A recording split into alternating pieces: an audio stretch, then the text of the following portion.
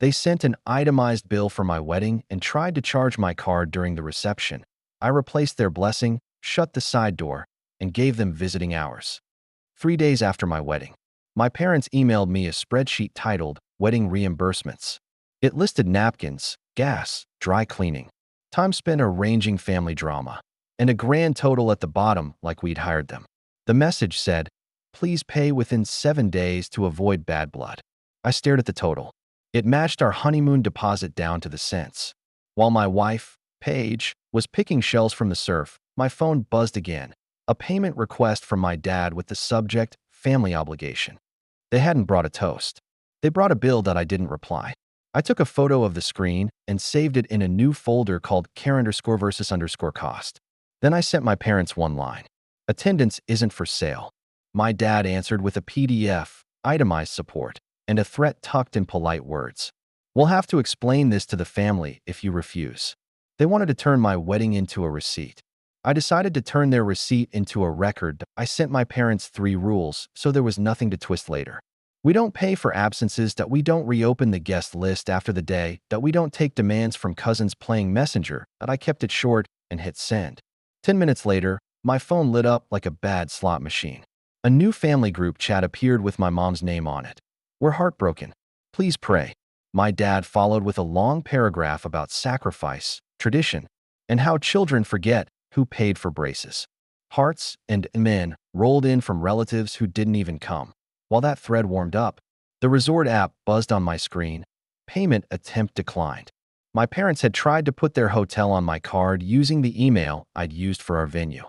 2 minutes later, my bank pinged me about a blocked charge from their spa, time-stamped right when Paige and I were picking our seats for the sunset dinner. They weren't asking. They were trying to take that. I walked back to our room and made a folder on my laptop called care_versus_cost. Into it went the spreadsheet labeled Wedding Reimbursements, the payment request titled Family Obligation, screenshots of the declined charges, and the full text of my 3 rules. Then I did what my dad always hates. I read everything. My mother's email history was still visible on a shared cloud account from when I fixed their phone last year. I didn't go hunting for gossip. I searched the word reimburse. Up came a thread with my aunt. "Mom, we'll make the trip either way.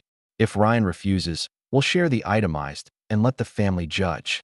"Aunt, will that cover the resort?" "Mom, more than. We'll add prep time, missed work, and our gift." More than. They weren't just trying to get back what they spent.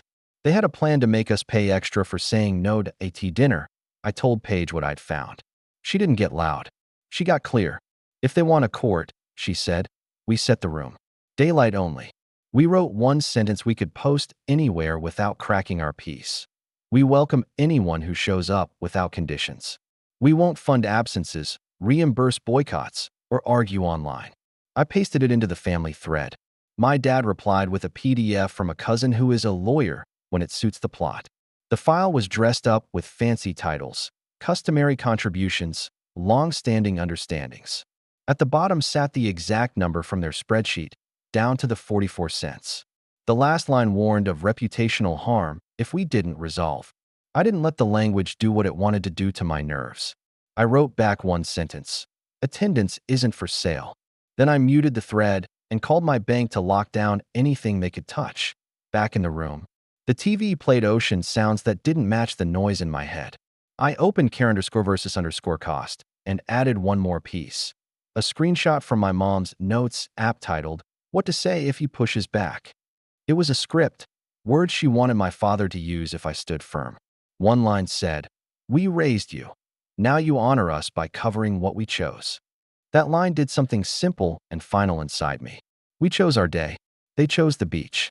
Only one choice gets a bill. That I closed the laptop and wrote a card by hand so I wouldn't forget how to talk like a person. No fights by text. That N.O. paying to make silenced. N.O. letting fear hold the mic. Protect joy like it's rented.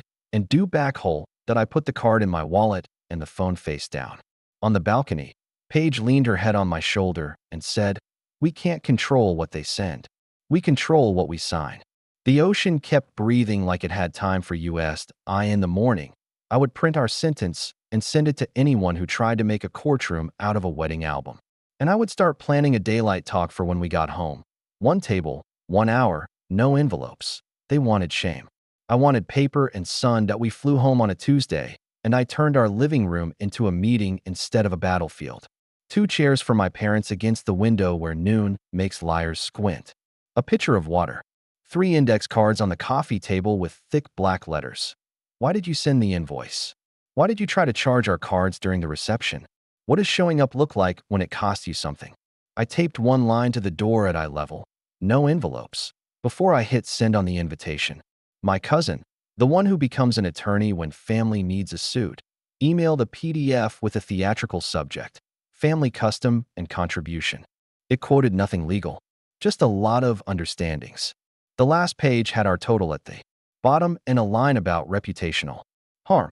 I dragged the file into care_versus_cost and opened a new note titled Plain Words. If they were going to talk and smoke, I would answer in bricks. While I was printing my 3 index cards, a shared cloud folder pinged. My mom had edited a document called Support Hours. I clicked. It was a spreadsheet with bold headers and a column that made my mouth go dry. Moral support, billable. She had listed phone calls, emotional preparation, and time spent explaining Ryan's choices to relatives at an hourly rate. Below that, downtime after difficult conversations. She had literally billed recovery time from her own drama. I scrolled to the total. The moral support line alone exceeded their real travel costs. Paige leaned over my shoulder and read the screen once, slowly. Print it, she said. In color. They don't get to keep it as a private joke. I printed 2 copies and highlighted one number in yellow. $1,122.44. Moral support, billable. I slid it into a clear sleeve like evidence that needed to breathe. A T1201 my phone buzzed. A new group thread appeared. Family PR.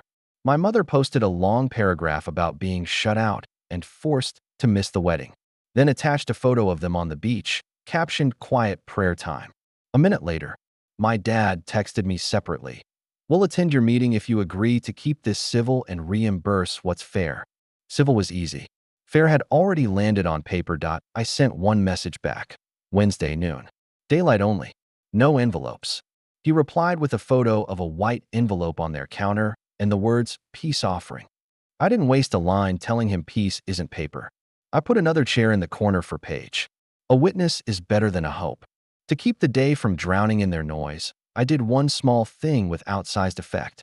I called Grandma June. We're meeting them at noon, I said. Keep your phone on. If I text keys, it went well. If I text hours, it didn't. She said she'd put her shoes by the door either way. The way she said it felt like someone placing a hand on a wobbly table. AT 1140. My bank pinged. Attempted charge declined. Seabreeze Resort. They were still trying to send their vacation through my wallet on the hour. AT 1150. Our venue manager forwarded a note from the resort. My parents had asked for proof of refusal to show the family. I replied with one sentence she could paste back. We do not reimburse boycotts. At 11:58, another cloud alert. My mom updated support hours with a new row, meeting preparation. The timer started. I set the moral support printout on top of the stack and faced the window. If they wanted a courtroom, they could have honesty under a sunroof. The buzzer sounded at noon. They came in with polite faces and white envelopes. My dad set his down like a centerpiece. My mom moved to the couch and looked around for props that could be turned into guilt. There weren't any. We're here to make peace, Dad began. We're here to talk about why, I said, and tapped card 1. Why did you send an invoice? He went straight to customary and tradition. I set the moral support sheet between us. Yellow highlight, bright as a siren. You build us for emotion, I said. You build us for explaining us to other people. You build us for your recovery time from explanations you chose to make. My mother's mouth opened, then shut. She reached for the page and stopped, good instincts finally catching up. We were overwhelmed, she said. We needed to be seen. You were, Paige said, at the beach, during our vows. My father tried the tone you use on customer service. Calm, entitled, sugared. We can reduce the total if that helps. It's not the number, I said. It's the story the number tells. You didn't come, and you tried to sell that absence back to us as a service. He shifted. We just want the family to understand. They will, I said. They'll understand that you tried to put your hotel on our card during the reception. I slid the bank screenshots across. And that you tried again yesterday. The window made them squint. Noon is unkind to scripts. To my mother glanced at the envelopes like lifebuoys. We brought a peace check, she said, lifting hers halfway out. If you'll just put the envelopes away, I said, not loud, just final. Answer the second question. Why did you try to charge our cards during the reception? She said, miscommunication. He said, automatic. I held up the resort email requesting verbal authorization and the timestamp. It wasn't automatic, I said. It was you. Silence. Then my dad did the thing he saves for when the room won't bend. He looked hurt. We're your parents, he said. Show some respect. Respect is not a receipt. I pointed to card 3. What does showing up look like when it costs you something? Neither spoke. The only sound was the clock doing its job. I let the quiet spread until it reached the edges. It looks like you sitting at the ceremony like guests when you realize the show isn't about you, I said. It looks like clapping without a microphone. It looks like not sending your spa bill to your son. Paige slid a pen across the table. If you want to fix something, she said, write a single sentence and send it to the family thread you started. We chose not to attend. We asked for money. That was wrong. No theology. No tradition. Just that. My dad stared at the pen like it had teeth. My mom's phone buzzed on the cushion. Reflex made her glance. On the screen, a cloud alert popped up. Support hours updated. Meeting ongoing. The timer ticked upward. Billable. I didn't shout. I turned the phone so they could both see their own math. You are charging us for the hour you're in right now, I said, while telling me this is peace. The timer blinked 00:21:43.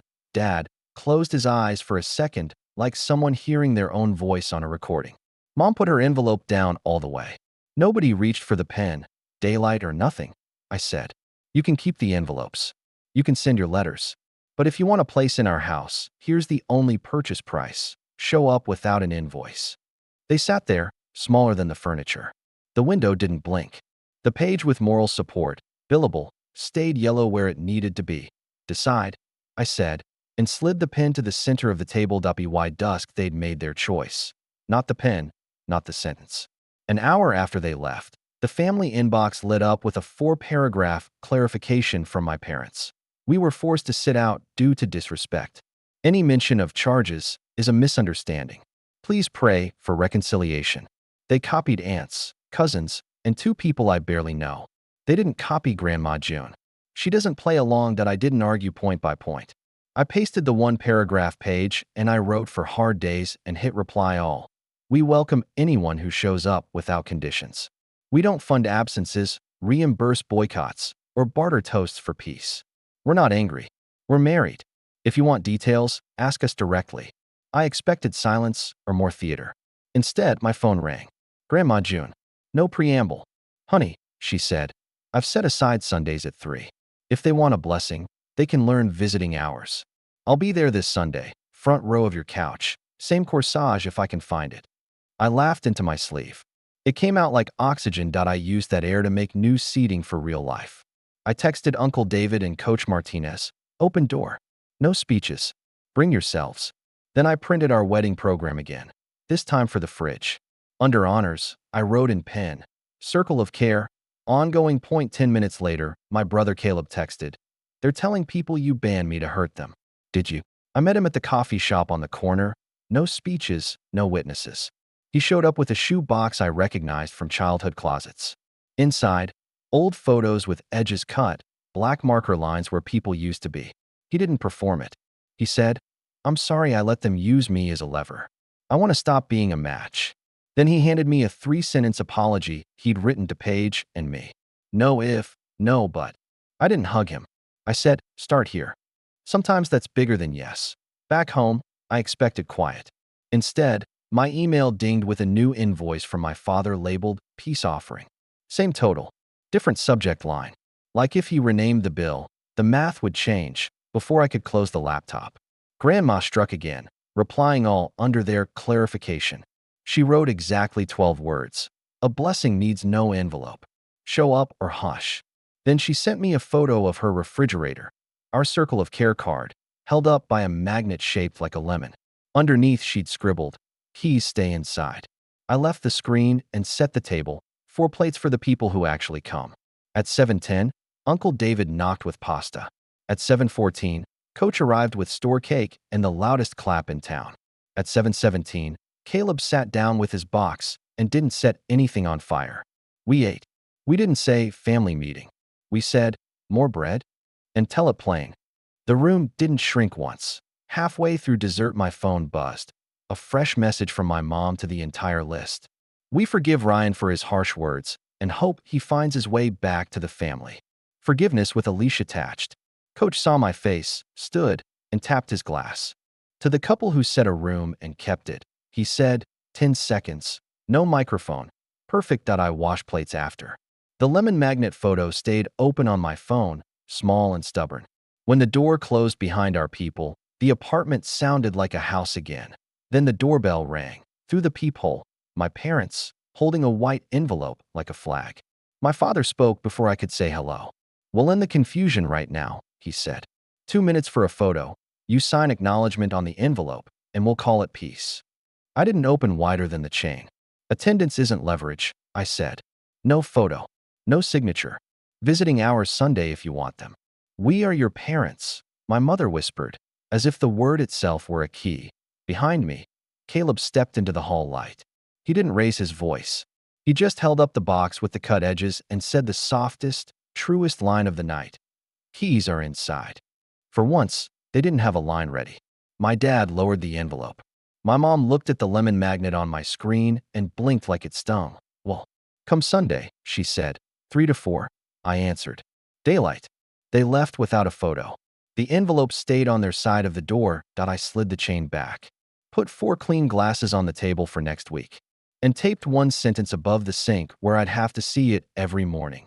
Joy is the client. And Joy doesn't sign for delivery. Sunday, 3 p.m.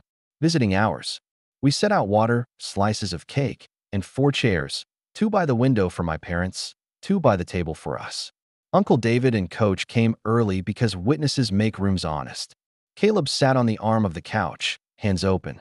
The shoebox of old photos tucked out of sight. My parents arrived without a photographer, which felt like progress, and with a white envelope, which didn't. We did small hellos. My mother's eyes went to the fridge, circle of care card, lemon magnet. Our program pinned like a rule. My father stared at the clock as if counting the minutes could turn them into mercy. We talked about nothing important on purpose. Weather, leftover flowers, which cookie won. At 3:21, Dad tapped his glass with a spoon. 10 seconds, he said, to bless the house. For peace. He didn't wait for yes. He stood, lifted his water, and in the second before words became a scene, I said, 10 seconds only. No bills. He smiled the way men smile when they're sure the ending belongs to them. Family has costs. He began, voice warm, hands steady. Sometimes we forget to. Coach stood up like a standing ovation with one person in it. He started clapping, slow, strong, aimed at Grandma June's photo on the fridge. Uncle David joined. The room turned. Dad's sentence lost its footing. Applause filled the space where the word costs had been reaching. To the hand on their hands, Coach said over the clap, nodding at the photo of Grandma's palm resting on our joined fingers. 10 seconds, no speech, perfect. When the room quieted, Dad tried to recover, but the air had changed. It wasn't hostile. It just wasn't for his script. He lifted the envelope like a stage prop. Then accept this as a piece. Put it down, I said, calm as a seatbelt click. 10 seconds are up. He froze, then placed the envelope on the table like a bird that might fly if we looked away. Mom kept her hands folded, knuckles pale. Caleb leaned forward, elbows on knees, and said gently, keys or visiting hours, remember? He didn't have to raise his voice. The sentence did the work that we gave them the safest 10 minutes of small talk we could find. No history, no trials. Dad made a joke about the cake being too sweet. Mom said the lemon magnet was cute, like she wasn't sure if it was allowed to be important. The envelope sat between the water rings, unopened, shrinking by the minute at T3:58. I stood and walked them to the door. Thank you for coming without conditions, I said. Dad nodded, a line of pride showing where habit used to be. Mom touched the door frame, then surprised me. We'll try again next week, she said, without props. Her eyes flicked toward the envelope. She left it on the table. The door closed softly. The room let out a breath it had been holding since Wednesday. Coach grinned and bumped the lemon magnet with his knuckle. Still holding. He said that I slid the envelope into Karen versus underscore cost without opening it and wrote one word across the flap with a marker. Unpaid. Not as a threat, just as a label for something that didn't belong in our house. Paige poured more water. Caleb exhaled like a slow apology. Uncle David checked his watch and laughed. 10 seconds can be long, he said. Long enough to save the rest of the hour. When everyone left, the apartment felt like a place and not a set. The circle of care card caught a square of late sun. The envelope, face down in the folder, finally looked like what it was, paper that didn't get to run the show. Next Sunday would come either way that we'd be here either way, with keys inside. Monday morning. Subject line, last attempt. My father's email had a scanned check for the exact total from their invoice, down to the 44 cents, and a sentence beneath it. Deposit this and reply peace acknowledged. It wasn't a gift. It was a contract in a costume. I printed the image, slid it into care underscore versus underscore cost, and wrote across the margin with a pen that doesn't smudge. A check isn't an apology. Then I did something that made my hands steady. I drafted one paragraph I could paste anywhere, anytime, without heat. We don't purchase peace. We don't sign for family. If you want to repair, use your own names and the truth. We chose not to attend. We asked for money. That was wrong. I hit reply and sent only that. He answered with a new condition, like a reflex he couldn't unlearn. Add. We were hurt. I didn't argue. I sent the sentence back unchanged. At lunch, Grandma June called from her kitchen where the circle of care card sits under a lemon magnet. Honey, she said, checks come with leashes. Cut the leash. I smiled into the phone and pictured her scissors staying in the drawer where they belong. That afternoon, the cousin lawyer tried one more angle, a PDF titled Family Resolution. It asked for our signatures under 3 lines, no public statements, no further claims, and acknowledge parental contributions. The last page had a field that read, Receipt of Peace Funds. It wanted our names under their version of the story. I moved the cursor to the trash icon, paused, and instead dragged the file to care underscore versus underscore cost. You don't erase what teaches you where the lines go. At5. My brother Caleb texted a photo from his apartment. The shoebox of cut edges now taped back into a page. Not perfectly, not clean, but whole. He'd labeled it in block letters. We keep the album, not the scissors. Beneath it, he'd written 3 words that felt like a floor. Showing up cost, as the sun fell. A plain white envelope slid under our door, no knock. Inside, the original paper check, freshly inked, memo line piece. No note, no signatures, just the dare. Cash this, agree with us. I took a photo for the record, slipped the check into a sleeve, and wrote void across a copy. The original went back in the envelope, which went into a box labeled returns. At dinner. Paige said what I needed to hear. We can return things without keeping their story, she said. We'll mail the check back with 3 sentences and no room for replies. She wrote them while the pasta boiled. We don't cash conditions that we won't sign for peace. If you want to repair, send the sentence. No edits, no envelopes. That we sealed the envelope and set it by the door. The apartment felt like a place where paper doesn't set the weather. Before bed, my phone buzzed with a final attempt from my father. We did our part. Your move. I typed 4 words and slept hard. Key stay inside. Sundays. Wednesday, 6:12 p.m. A knock I knew too well. I opened the door to find my father alone. No folio, no sunglasses, no white envelope. Just a black pen in his hand like a truce he didn't know how to hold. I don't have the sentence, he said, eyes on the floor, but I have the pen. Tell me where to put it. I let him in because daylight isn't just noon. It's clarity. Paige set a glass of water on the table and nothing else. I opened my laptop to the family thread he and Mom had been conducting like a choir. I put the cursor in the reply box and slid the computer toward him. Above it, I typed the line we'd asked for 3 times. We chose not to attend. We asked for money. That was wrong. He read it once, twice. His hand hovered. Can I add? He began. No edits, I said. It only works if it costs you the part where you sound good. He swallowed and wrote exactly the sentence. No flourishes. No softeners. He hit send. 3 dots popped up from Mom within seconds. then disappeared. The thread showed seen by 24 and nothing else. Uncle David reacted with a single heart. Grandma June replied with, "Thank you." Visiting hours stand. No sermons. No victory laps. The room didn't change temperature. It just got truer. Dad set the pen down like it weighed more than paper. "What now?"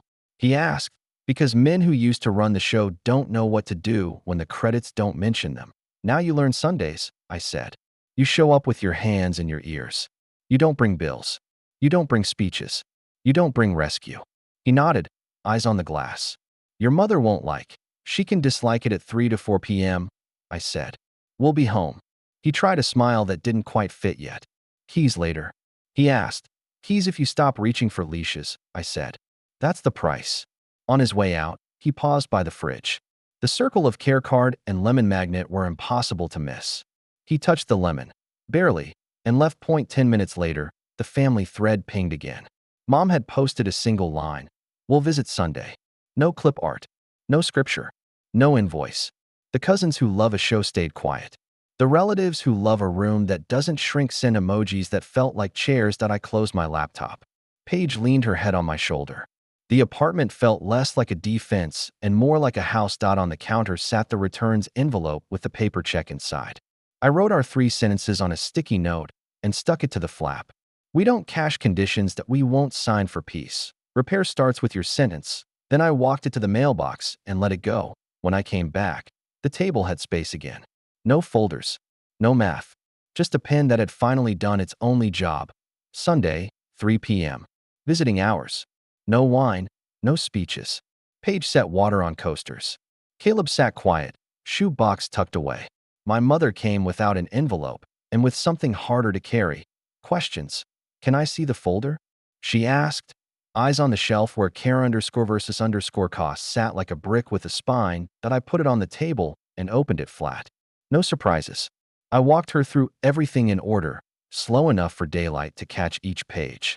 The payment request titled Family Obligation, the spreadsheet with line items like napkins and time spent arranging family drama. The declined charges from the resort and spa during our reception.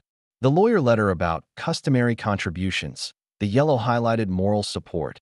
Billable, $1,122.44. The timer screenshot from her notes. Support hours. Meeting ongoing. She held that last page like it was hot. "I didn't think you would see the timer," she said, voice thin. "You built it to be seen," I said. "By me. By the bill." Paige didn't add heat. She added edges. "We want a small life that's honest," she said. "You can be in it without props." Mom took a breath, then slid her hand into her purse and pulled out a single-lined card. It was her handwriting. No printer. No header. 3 sentences, each with a period that didn't wobble. "I chose not to attend. I asked you for money. That was wrong." She placed it on the table and kept her fingers on the corner like it might blow away.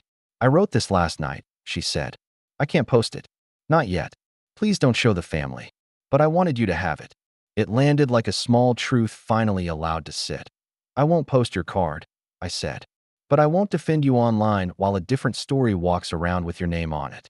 "I understand," she said. And for once the sentence didn't try to sell me anything that we talked about Sundays. 30 minutes for small talk, 20 for real things, 10 for goodbyes. No side doors, no surprise guests, no envelopes. She nodded like she was memorizing a recipe. At341, she touched the circle of care card on our fridge, the one Grandma mailed back with the lemon magnet. "Your grandmother told me blessings don't come with receipts," she said, half smile, half apology. I didn't believe her. I do now. At 3:58, I walked her to the door. She hugged Paige, then me, quick and careful, and left the card where it lay. The apartment breathed. We were clearing the glasses when Caleb's phone buzzed. He frowned, turned his screen, and my stomach dropped. In the family thread, from Mom's account, a new message had appeared. "We did attend informally and offered a generous piece. Any rumors of billing are misunderstandings. Please ignore gossip." Underneath, a photo of the beach bar. Timestamp today.my mother's card. Real ink, real hand. Was still on our table. Her account was saying something else. That I looked at the card, then at the thread, then at the door she'd just walked through. 2 truths, 1 name. If I posted the card, I'd break the only promise she'd been brave enough to ask for. If I stayed silent, the lie would keep our room on trial. Caleb put his shoe box on the table and said, "I think Dad has her logins." He tapped the lemon magnet with one finger. "We can't fix the internet. We can fix our door." I took a photo of the handwritten card just for our record, slid the original into care_versus_cost, and typed one sentence in the thread: "No evidence. No flames. We won't discuss our wedding here. Sundays 3 to 4 are open to anyone who shows up without conditions." Then I put my phone face down and listened to the room keep breathing. 10 minutes later, a new ping. Dad again, posting a summary and tagging cousins that he wasn't done. But neither was the pen he'd used 2 days ago. I didn't chase the thread. I called Mom. "Did you post that?" I asked. No preamble. Daylight only. Her breath hitched. "No," she said, small and flat. "He uses my logins. Says people listen better if it's me." She didn't defend it. She just told the truth and let it sit between us like a plate we both recognized. "Then there are two options," I said. "Either one sentence from you in the family chat, your sentence, no edits, or silence from both of you. No more posts in your name." "I'm not ready to post," she said. "But I can be quiet." "Then be quiet," I said. "And change your passwords." I hung up and texted Dad one line: "Delete the post from Mom's account. Last warning." He replied with a paragraph about how optics matter and we're losing the family. Then, 10 seconds later, the thread showed message: "Deleted." For a minute, the room felt like it had a ceiling. Again, then he posted a new clarification, this time under his own name, 4 paragraphs about hurt and misunderstandings, ending with "We offered peace funds." Same math, different sender. The comments started to seed: hearts, prayers.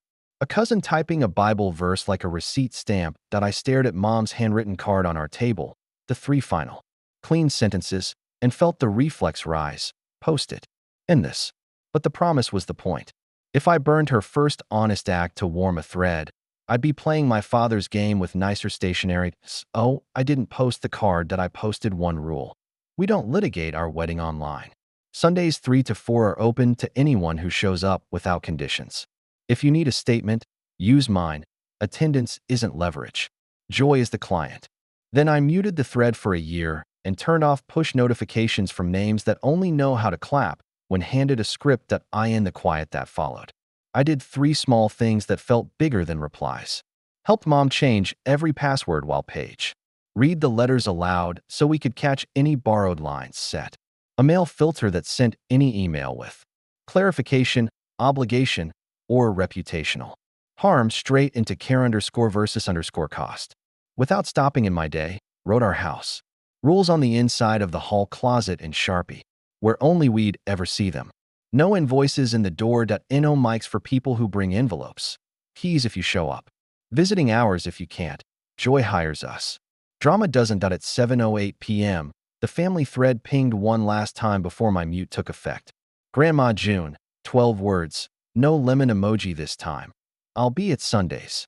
Everyone else, hush or come. 10 minutes later, my phone buzzed again. Unknown number. Seabreeze Resort billing. The manager's voice sounded embarrassed. "Your father called to ask if we could email you a zero balance receipt labeled Peace Funds Returned for his records." I almost laughed. "Please do," I said.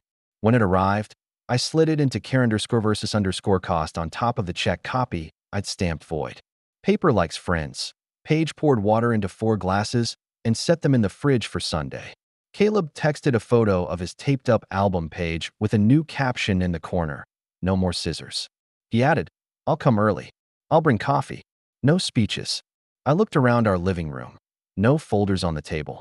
No envelopes pretending to be olive branches. Just a pen in the drawer that had finally done its job and a card in a sleeve that didn't need to go anywhere to be real. We weren't winning an argument. We were finishing a room. Sunday, 2:59 p.m. For glasses sweating on coasters. 2 chairs by the window for them. 2 by the table for us. Paige slid the care_versus_cost folder onto a shelf. Not hidden, just not the centerpiece. Caleb set his phone to do not disturb and placed it face down like a promise. The Circle of Care card held steady under the lemon magnet.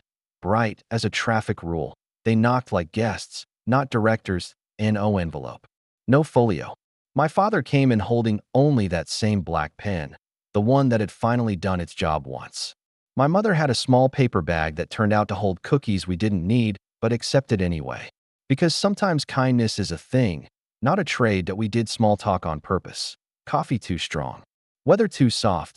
How Grandma's lemon magnet has become family law. At 3:12, Dad asked for the pen's next assignment. Tell me what to write, he said. Not a bargain. Just a man relieved to be given lines that won't hurt anyone. That I opened the family thread on my laptop and slid it to him. Same sentence, I said. This time under your name. He typed without edits. We chose not to attend. We asked for money. That was wrong. He sent it, sat back, and didn't look for applause. The dots pulsed. Then Grandma June replied first. Visiting hours stand. Uncle David tapped a heart. The cousins with sermons stayed quiet. The thread felt like a room that had finally learned when to sit. Mom didn't post. She reached into her purse and set her handwritten card. The 3 sentences she'd given us last week. On the corner of the table, closer to me than before. Keep it in your folder, she said. Not because I'm hiding. Because I'm learning before I speak. She looked at the fridge. Blessings don't need receipts. We poured water and watched the ice give up its edges. Caleb asked Dad about a game they used to watch together. No speeches. Just 10 minutes of being people who share couches without trying to turn them into stages. At 3:44, Coach knocked, stuck his head in, and lifted a glass like a toast that didn't need volume. To the couple who set a room and kept it, he said. 10 seconds, no mic. He winked at Mom. Lemons make the best magnets. She actually laughed. Nobody died. At 3:58, I walked my parents to the door. Same time next week, I said. If visiting hours keep going this well, we'll talk about keys. Not soon. Not never. Slow. Dad nodded like gravity had finally found him. Mom touched the door frame and left no performance behind. They stepped into the hallway with empty hands. That felt bigger than any speech we could have forced. Back inside, the apartment didn't feel like a courtroom anymore. It felt like a house that knows who gets to knock. I took the care_versus_cost folder from the shelf, slid in 2 last things, the zero balance receipt from the resort and a printout of Dad's one-line post, and wrote closed on the tab. Not because paper stopped arriving in the world, but because paper doesn't run the show here. I taped a note inside the cabinet with the good glasses. Attendance isn't leverage. Joy is the client. The ceramic key stayed on the fridge, inside, where it belongs. That we didn't fix everything. We finished the room, and that, finally, was enough. Thank you for watching this story on True Tales Hub.